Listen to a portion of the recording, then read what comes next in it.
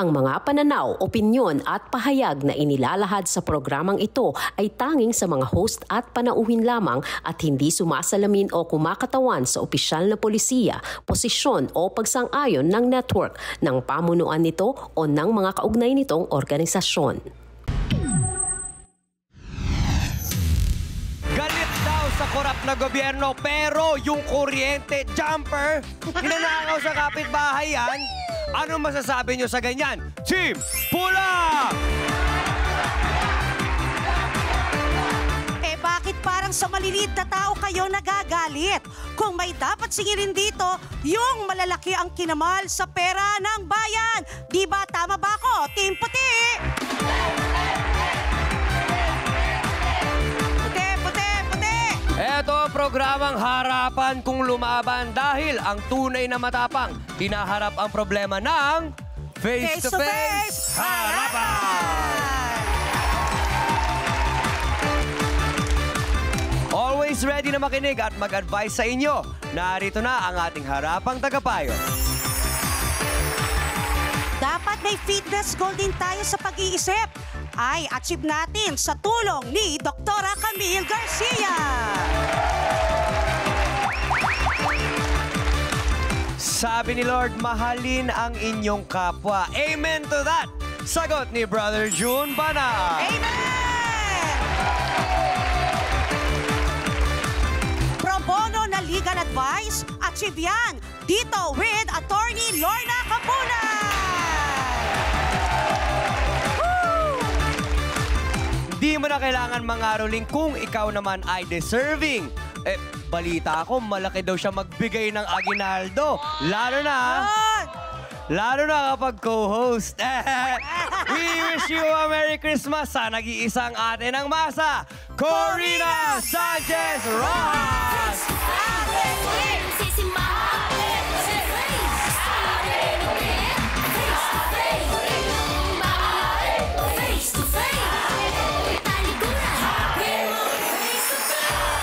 Ramdam na talaga ang Pasko. Kaliwat kanan na kasi ang mga party at gastos at pamimili ng mga regalo. Higit sa regalo ay ang pagiging mabuting tao, ha? All year round dapat yan, ha? Ganyan kami dito dahil walang patid ang Paskong kapatid.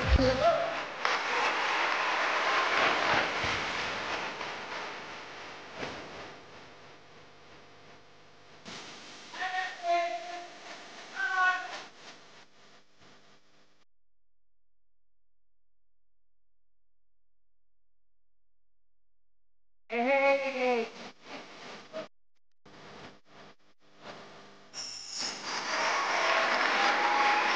Wow! Na-memorize na natin yan, ha? Dapat magaling na kayo dyan, ha? Okay. Pero eto, ate ko rin, feeling ko, kailangan niya ng maraming bigas. Ang ating sayawer sa sayawer for today ay si Kuya!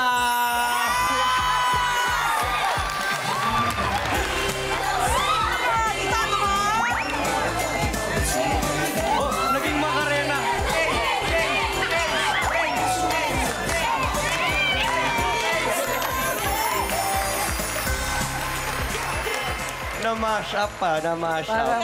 Parang Maski Pops, ha? Macarena yata yun, eh. Macarena, hindi?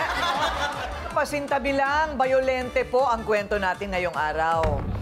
Dahil may pinalo ng tubo sa muka at sa tuhod. Aray! Ang gumawa niyan, isang barangay XO. Patay na! Sa tindero sa kanilang lugar. Ito raw kasing tindero, hindi marunong sumunod kung saan lang dapat ipwesto ang kanyang paninda.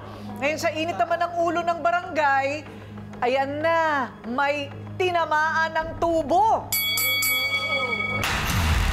Bato po kasi, ilang beses na rin po kasi namin talagang sinisita yun na talagang parang lagi kala mo lalaban ho na talagang kala mo may paano. Kaya hindi ko rin masisisi po yung exo namin na nagkaganon. Maaaring mag-self-defense po sa sarili po niya. Hindi porke tekso ka ng barangay, pwede ka nang manakit. Dapat, inalam mo muna, pinaliwanagan mo muna sa bato, hindi yung dinaano sa init ng ulo. Sa trabaho niya kasi sa pagiging ex, hindi maiiwasan magkaroon ng ganyan. Lalo na pag sumagot yung nakumpronta niya. Kung may mali o may pagkakamali, huwag niya ilagay sa kamay niya yung batas. Gawin niya, dali niya sa barangay. Doon niya surrender.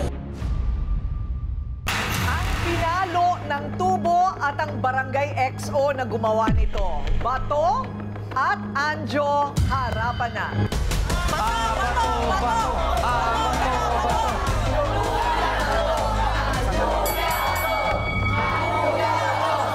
Ano ba yung tinitinda mo?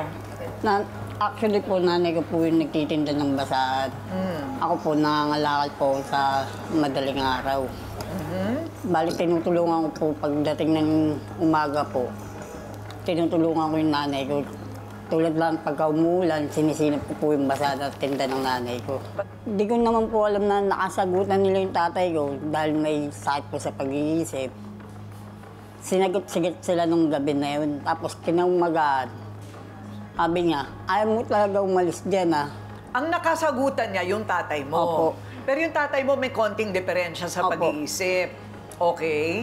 So nagalit siya sa tatay mo. Kinaumagahan, ikaw ang naabutan. Opo, sabi niya, ayaw mo talaga umalis dyan, ah. Eh, naglilinis po ako ng kalakal. Gigibayin ko yung karton na yan. Di ginawa ko po, iniwan ko na po yung isang karton na lagayan ng mga damit po ng nanay ko, tsaka yung mga paninda niya. Yung kalakal ko po, tinutulak ko na po. Pagbalik niya po, sabi ko, bahala na, kung gigibayin na yan. Tulak ko na muna to. Sabi niya, ano, bubunot ka. Pinalo niya na po ako dito. Tapos yung sunod na pagpalo niya sa akin dito, hindi na po palo, bayo na po na ano. Saan? Yung pang-stamp po ng tent, Kaya nga, saan ka tinamaan? unang bayo niya, nasa lag ko po. Tapos yung pangalawa, dito na po. Tapos sabi niya po sa nanay ko, so patayin ko yung anak mo, magpa-medical kayo, sige, magreklamo kayo. Papatayin ko kayong dalawa, sabi niya gano'n sa nanay ko. Meron tayong litrato nung nabugbog si Bato. Ayan, panoorin natin at pakita natin yung litrato nung nabugbog si Bato.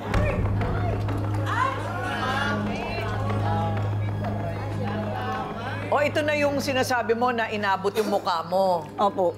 Ayun, okay. So, mabuti nakuna ng litrato, ano? Sino kumuha nitong litrato?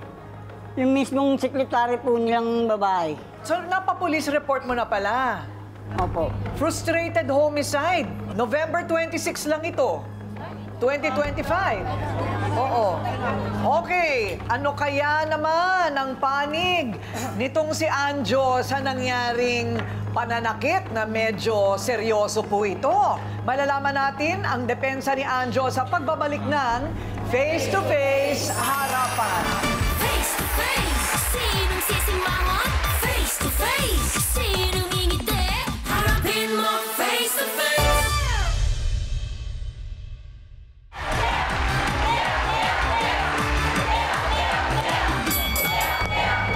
Okay, ang tanong ko kay Anjo, bakit ganyan ang rubber shoes mo? Ganyan ba talaga yan? Yan po Masikip po, ma'am. Ha? Masikip po. Masikip. Okay. Masikip. Tinanggal ko po yung- Kaya binuksan mo. Masakit na gano'n. po yung paa ko. Sagad na yung paa mo. Okay. Bibigyan mo daw siya ng rubber shoes. Okay. Ano size mo? Meron ako, may binenta po kasi ako sa Shopee. So, may mga pamasko ako na tinabi. Ganon. Sagot Why ko na. not? Diba? Kita mo, nambugbog ka na, nireregaluhan ka pa namin. Ano ba nangyari? Nag-iikot po kasi ako araw-araw, ma'am, yung po ang ano ko eh. Oh. Araw-araw na gawain. Eh, sila po, lagi ko pong pinapalis umaga, gabi. Ganun po Okay. lagi ang eksena namin, ma'am. Pabalik-balik po sila. Oh, so, teka muna, Bato, wala na ba kayong ibang mapwestuhan? Hindi po ako, umiikot-ikot po ako, pero doon lang po ako naglilinis ng kalakal, nagpipili po. Pero pagkatapos ko po magpili, nililinis ko po yung pinagpilihan ko. Tapos, Bawal ba yon? Opo, ma'am. Bawal din yon. Bawal din yung titigil ka doon. Kasi nagkakalat po sila ron sa barangay namin. Oo, ayun, kasi may kalat. Eh, yun ang trabaho niya, yung Trabaho po lilinisin. Opo, pero dinadala ko po yung pinagpilian ko, yung kalat po. Dinadala ko rin po. Okay. Ano ba yun? Parang tapunan ng mga gamit, tapos pinipilian Hindi po, mo? galing po yun sa halimbawa, sa umupa, tapos hindi napagrenta ng bahay. Oo. Mga naiwang pong gamit, pinapalinis po sa amin ng mga may-ari ng bahay. Pinapalinis? Opo. Ayun, okay. Wala na, pwede bang mapwestuhan yung gusto lang maghanap buhay ng maayos? Bawal po kasi talaga ron, ma'am. Sa Andalusia. Ikaw ay isang XO, ikaw ay inappointee kapitan. Pero ato lang ha, eto ba lagi mo na ba siyang sinisita doon sa teritoryo mo? Opo. Palagi, sigurado ka? Opo. Pero kahit sabihin mo na paulit-ulit, hindi ba mali ba na ikaw ay bigla ka na lang mananakit at tubo pang ihahampas mo? Alam ko na po, mali na. Kuya Bato, maitanong ko lang, yung damage na natamo mo, ano yung matinding damage sa pagkakapalo? Bali po to. Bali ito. Makakalam Yung panga po mo to. ba? Okay, yung panga o dito ang nadali? Ito po, ayan. Nabasag? Basag po yan, babakalam po yan. Buti buhay pa to. Eh, paano kung napatay mo to? Saan ka ngayong kalalagyan mo? Una sa lahat, hindi siya taga doon. Pangalawa, pabalik-balik siya doon. Pangatlo, nung umalis siya, bumalik, sinabihan na, oh, kala ko ba babaklasin mo na yan, igigiba mo na yan. So baka akala nito ni Kuya Anjo na sinisindak siya. Mga nakasaksi sa pambubugbog, magsasalita na sa pagbabalik ng Face to Face Harapan. Face to face, sinong sisimangot? Face to face, sinong ngingiti? Harapin mo face to face.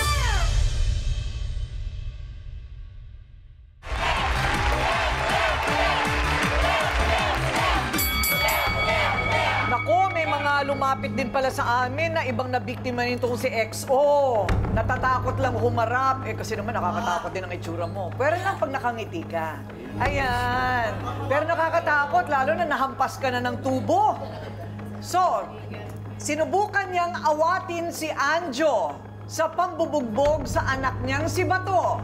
Pero ayaw daw tumigil. Ang ate naman ni Bato, hustisya ang gusto sa sinapit ng kanyang kapatid. Marian at Gracie, humarap na kayo! Ang mukha mo, gating-ting lang yung katawan ng kapatid mo sa katawan mo. Namimili ka ng kaya mo. Ano may katawan ng kapatid ko?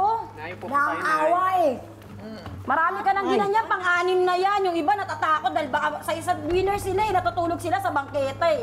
Baka daw mamaya, walang makakita, trabahuin sila, saktan sila uli. Ako, makakaawa ko sa'yo. Wag na, wag na. Maawa ka. Ano sabi mo? Papatayin kita, papatayin ko kayo. Hindi makalapit sa'yo yung nanay ko dahil may hawak ang tubo kung matamaan mo siya sa parte ng katawan niya. Gating-ting lang katawan niyan. Mano-mano, hindi ka kakayanin yan, umawak ka pa ng tubo. Tao yan, kapatid ko!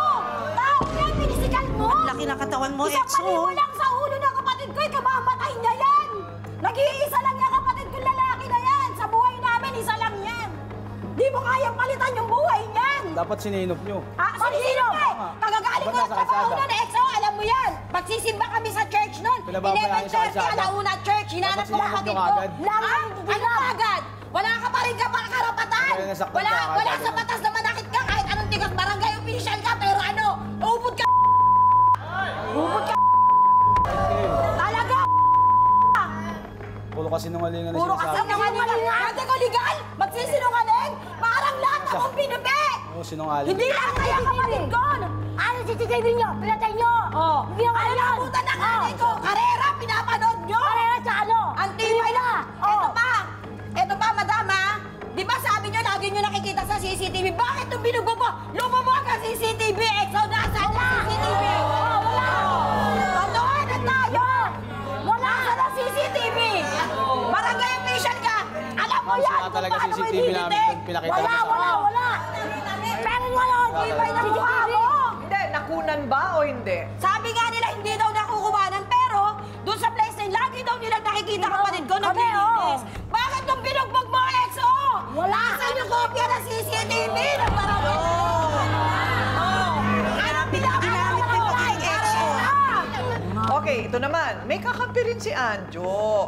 Para sa kanya, self-defense lang ang ginawa ni Anjo. Ang barangay tanod na kasama ni Anjo, Val, humarap ka na.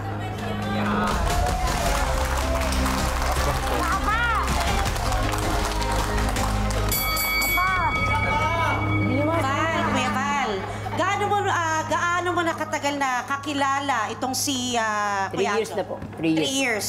Kinakampihan mo dahil sinasabi mo na self-defense ang nangyari. Apo. Paano mo nakita ng self-defense? Nakita mo ba na sa actual ka bang pangyayari Apo. para makita mong depensa lang ito dito kay Bato? Na dumudukot po siya sa tagiliran. Ang tanong ko sa'yo, may dinudukot? May nadukot ba? Wala naman, kaya lang po siyempre, dumudukot po siya. Siyempre, ano din yun? Kuya, marami namamatay sa maling akala. Akala nga niya, pusa to, aso, tao pala eh. Oh. Yun Diba, ang- aray ko, kung kaya napatayan, aray ko. Nag-self-defense lang siya. Pero tama rin ba? Kayo nangunahan nyo na, may self-defense doon. Tsaka gating-ting katawan niya, kuya, oh. Gating-ting. Sa mga ano nga, hindi papalagyan, may TV pa yan eh. Sa sobrang Nagkabutan pa yan. Sa sobrang kasi kulit ng nanay tao. Ay, walang anak! Pag ikaw wala kang anak, pag makulit anak mo, bugbugin mo? Ang anak niya nasa bahay. Nasa bahay. Iba yun! Dapat yan nasa bahay yan eh. Ay, social ka! Nakita mo muna kayo! Binabanatan yung kapatid ko ng Nagkaano mo sila eh.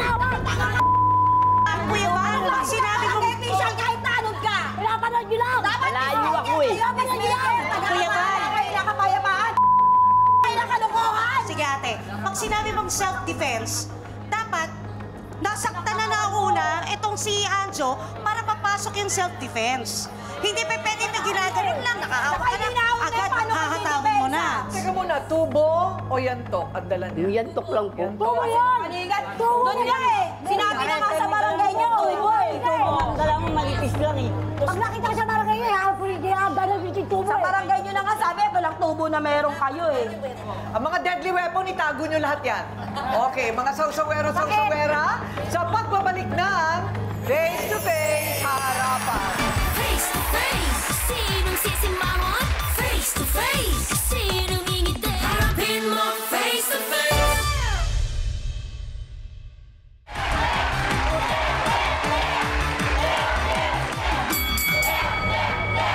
Okay, ang galit. Ayan, nanakit. Dahil sa galit, nanakit. Ano naman ang masasabi ng mga sausawero dito sa puti?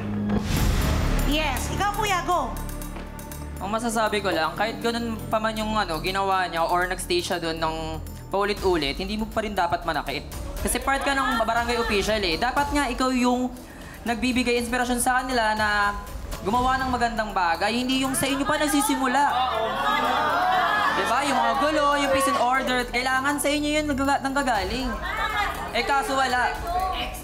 EXO ka pa naman, tas ganyan. Peace and order. Hindi naman sa kinakampihan ko si XO. Kasi sa barangay, kailangan sumunod sa kalinisan, kapayapaan. Eh kung paulit-ulit na lang siya nando doon, sinasaway na siya, siyempre mag-iinit naman siya, mag-iinit ang ulo niya. Eh kung nakinig siya, hindi niya abutin yan. Diba? Sa tingin mo ba, ganun lang? Mananakit ka na lang bigla? Nagsabi naman, naglinis naman siya after niyang magstay doon. Nililinis niya yung lugar. Ilang beses bago siya na eh. umalis. Ilang beses. Ang point kasi doon, hindi dapat manakit. Oo nga, pero pinagsasabihan siya may ilang beses na. Hindi na siya nakikinig. Kahit sabihin mong ilang beses, mananakit ka? Kaya kasi hindi sa kinakampihan ko siya. Kaya lang, kung ano yung ano ng barangay, sumunod tayo. Okay, alamin natin ang masasabi ng batas. Okay? Yung batas, kasi meron namang boss si Barangay XO, yung barangay chairman nila. Ano ba talagang patakaran kapag matigas ang ulo ng mga sidewalk vendor o ng mga walang tinitirhan na doon sa tabing kalye? Nasa linya po ngayon, Chairman Robert de la Cruz ng Barangay 341 Santa Cruz, Manila. Magandang umaga po, Chairman. Hello, magandang umaga po.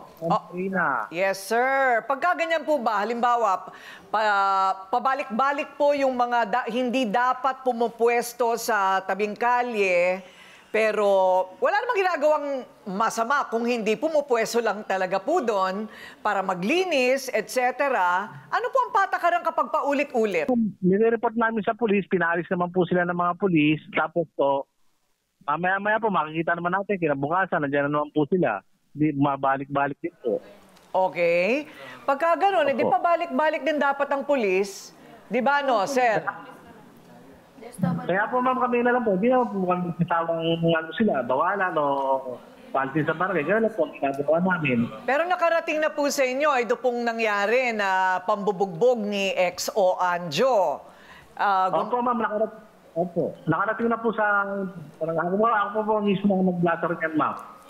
Kayo mismo nag-blatter. Okay. Kasi po nung time na nagpaano sila, ako po ang mismo natin dyan sa barangay hall ma'am. Okay. So ano po ang ano naman ang penalty? Dahil alam natin na siguro maganda yung intensyon ni XO Anjo, sumusunod lang sa batas, pero nanakit ng medyo malubha. Ano po ang kasunod nun? Ma'am, yung ganyang kaso ma'am, hindi naman po namin tinotolerate kasi XO. Binibigyan namin ng suspension niyan, hindi siya pwedeng dumuti, ganun po. So may suspension. Oo. Chairman, pagka hindi pa rin tayo nagkaayos dito, ilalapit po namin ulit sa inyo para maayos po ang ating magiging ending. Opo, ma'am. Opo. Kasi kung hindi naman po ninyo sakop itong mga mag-iinang ito, baka pwede pong ilapit sa kapwa barangay chairman po ninyo na sa may Blumentritt daw sila para mahanapan sila ng tamang pwesto. Wala pong problema. Mag-i-assist namin po lang. Gusto po lang magpatulong na. Kung willing naman po yung kabilang barangay na mapigyan sila ng Oo. Sige po. So tatawagan po namin kayo, Chairman. Maraming salamat. Sige po, ma'am. Thank you po. Hindi ba yun ay pwede nating gawin, Okay. Nakausapin yung barangay mismo ninyo kasi hindi kayo sakop nito para sila ang gumawa ng paraan para sa inyo. Okay. Attorney Lorna, may tuturing nga ba na self-defense? Yung ginawa, kailangan mapatunayan yon, di ba? Hindi pwedeng self-defense yun, Klarong-klaro kasi nabasa ko yung police report. I read the police report sa yung endorsements sa fiscal. Talagang frustrated homicide. Hindi lang yon. Ang frustrated homicide, ang penalty nyon hanggang 20 years. Hindi lang 12 to 20 years, Pero pwedeng 12, pwedeng 20. Pero dito, meron tayong tinatawag na aggravating circumstance. Ano yun? Yung nagpapalala pa ng penalty. Kasi nakita niyo naman yung itsura, Big, malaki siya. Compared to ito, yung size niya. Number 2, abuse of authority. Persons in authority siya. Use of weapon, use of dead, not commensurate to the offense. Ibig sabihin, parang yung may nag-jaywalking lang tapos binugbog mo, jaywalking Or yung ginagawa nila, nagbibenta-benta, sa ambient sila, umiikot-ikot sila. Ang nakikita ko dito, sadly, nung nakinig tayo sa barangay captain, parang dinidefend pa niya. And siguro dito, pwede nating isipin yung kultura, yung tinatawag nating culture of violence saka culture of impunity. Parang nasanay na tayo dyan.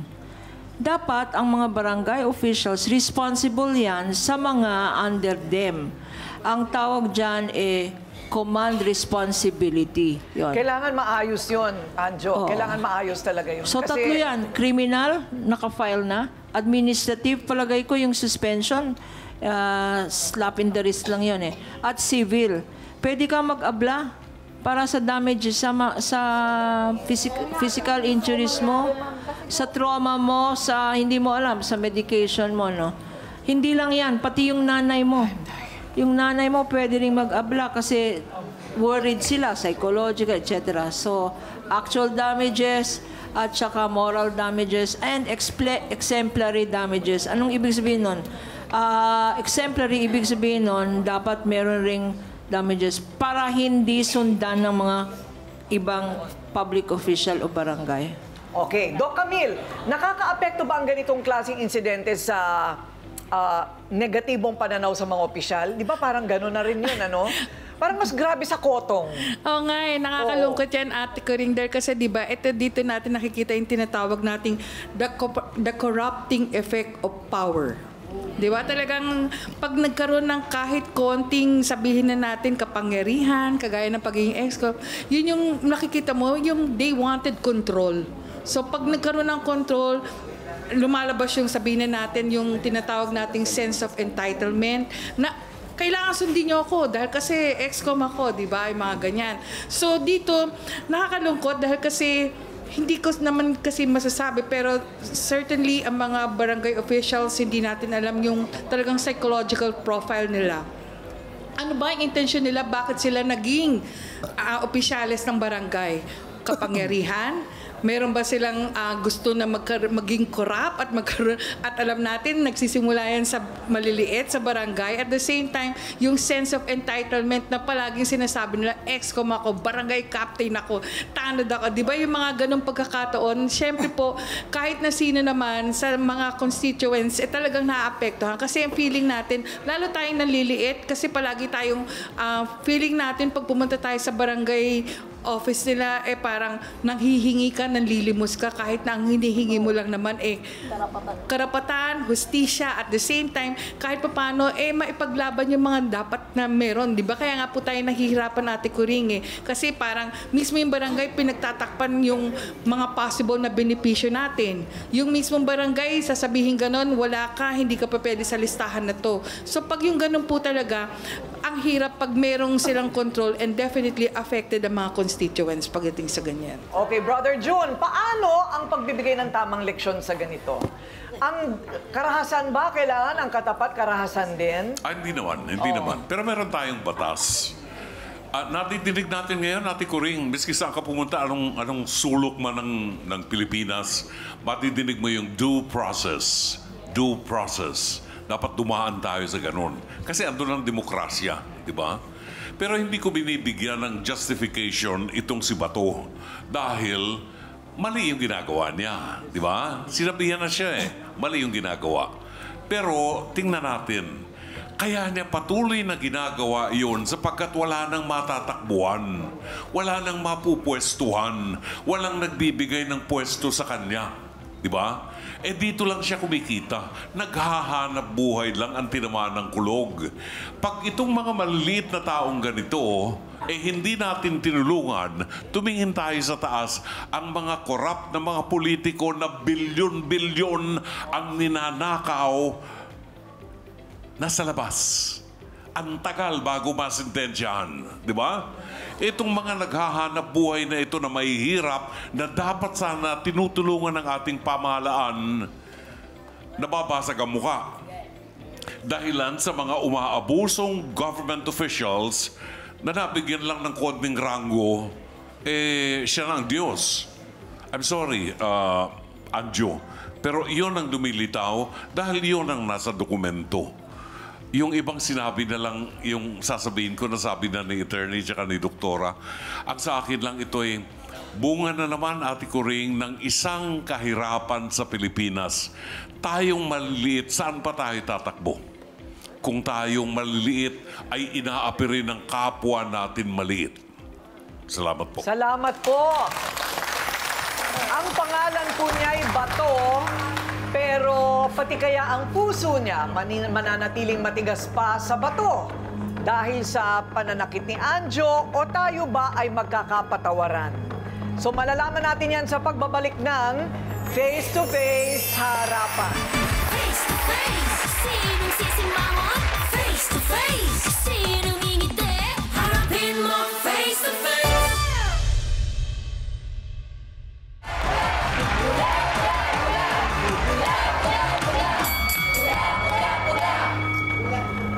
Ito na. Naku, ang dami natin kailangan gawin para sa pamilyang ito. Una, ilalapit namin kayo sa barangay, di ba? Para malinawan, yung barangay chairman mismo ninyo doon sa kinasasakupan para makatulong sa inyo kung saan kayo pupwesto. Kasi bibigyan ko kayo ng maliit na tindahan ng pagkain.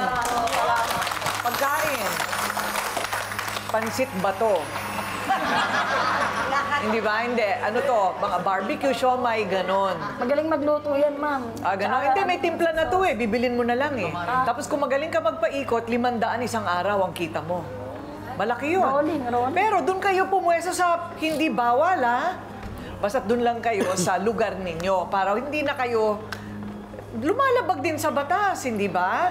Ipapacheck up din natin si Bato kasi Kailangan pa pala niyang magpa-opera at nabasag talaga ang kanyang panga. Lalagyan ng bakal. Kasi may ngipin pero hindi makanguya.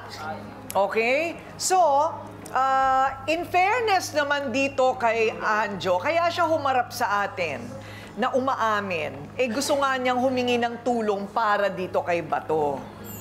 So, willing naman daw siya na siya ang aasikaso, tapos itatawid namin siya sa mga hihingan natin ng tulong. Ano? Okay, meron daw free surgery sa PGH.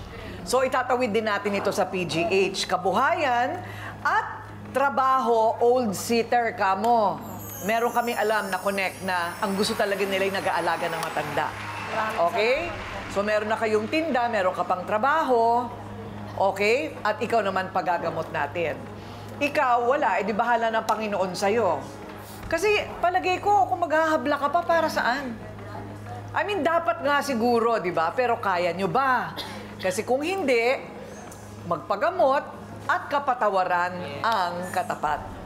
Okay. So pagkakasabi kong ganyan, ano sa palagay mo? Kung hihingi ba ng kapatawaran sa inyo ngayon, okay na.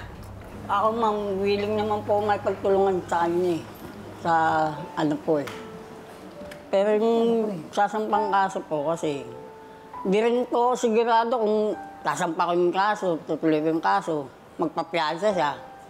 Gobyerno lang din makikinabang Di magtulungan na lang po kami para malutas po itong ginawa niya.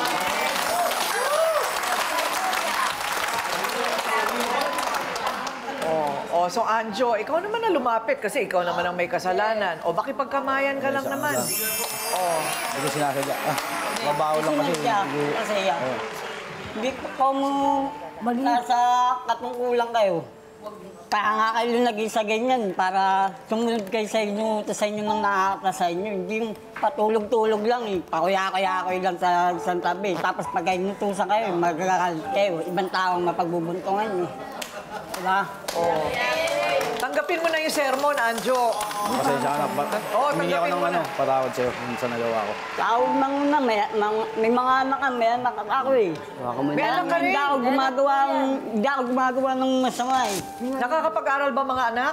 Baby pa po yung anak. Baby pa. Parehas po kami may baby, 4 months old pa lang po ko. Napapakunahan na ba? Opo, sa barangay po. 6 months po yung balik uli ng baby. Ayan, at least nagkakaintindihan kayo at tutulungan namin kayo. Ha? Okay. Ang kailangan natin. First, yung pinag-usapan ngayon dapat in writing. Kasi pwedeng umatras to. Kasi nakasampa na yan It's already in the fiscal's office. Hindi pwede yung oral agreement. Dapat in writing. Okay. Pangalawa, dapat may affidavit of desistance. Pero ang suggestion ko, wag mo nang pumirma ng affidavit of desistance hanggang yung pinapangako niya, na-deliver sa kanya. Ayan. Yung tulong. Okay. So meron pa tayong abogado di Campanilla. So tutulong po tayo sa kanila. Ate din ako, alam ko nararamdaman mo. Sakit ng ulo mga kapatid. Okay, ang karahasan sa kahit anong forma o dahilan at hindi naman naging dahilan o inakit ang sitwasyon ng tinamaan, ay hindi kailanman katanggap-tanggap. Ang bata nga ay bawal ng pinapalo. Pwede nang tumawag ang bata sa 911 kapag sila'y sinaktan ng yaya o kahit ng magulang. Bawal. Bawal din ang pananakit ng asawa, lalaki man o babae. Bawal ang pananakit sa hayop. Kahit nga hayop sa kalye, bawal po yan. Dapat ay inaalagaan ng hayop. Ito pa kaya na kawani ng gobyerno ang mananakit ng isang dukha. Lalong galit, lalong dapat magtimpi. Sa dulo, lahat ng ating ginagawa kailangan nating panagutan. Kaya bago gumawa ng kahit ano, mag-isip muna tayo. Ako po ang inyong Ate Kuring, nagsasabing may ikay kang harapin ang mga issue dahil walang hindi nadadaan sa pag-uusap, basta dapat may mukha kang ihaharap. Dito sa Face to Face Harapan! Face to Face! Face to Face! Face to Face! Face to Face! Face to Face, harapan tayo. Face to Face, problema'y solusyonan. Tayo na ating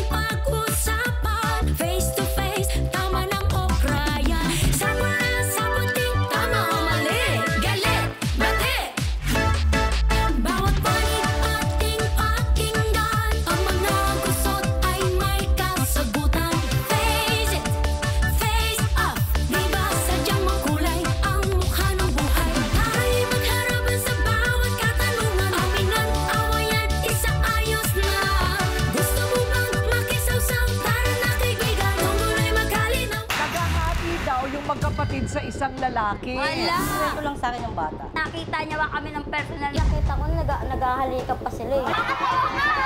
Madaling gumawa ng kwento. Wala ka talagang pagtingin dun sa lalaki? Wala po, bayaw lang talaga po. Ang may asawa si Jane. Siya ang may Opo. karapatang magdesisyon kung meron bang ginagawa si Mayan. Hindi ikaw, Gemma. Umanap kayo ng bahay para magkahiwalay na kayo magkapatid. Pagkakapamilya pa, nag-away dahil sa chismis. Inaasawa raw niya ang kinakasama ng kapatid niya. Ay! Harapin mo face to face.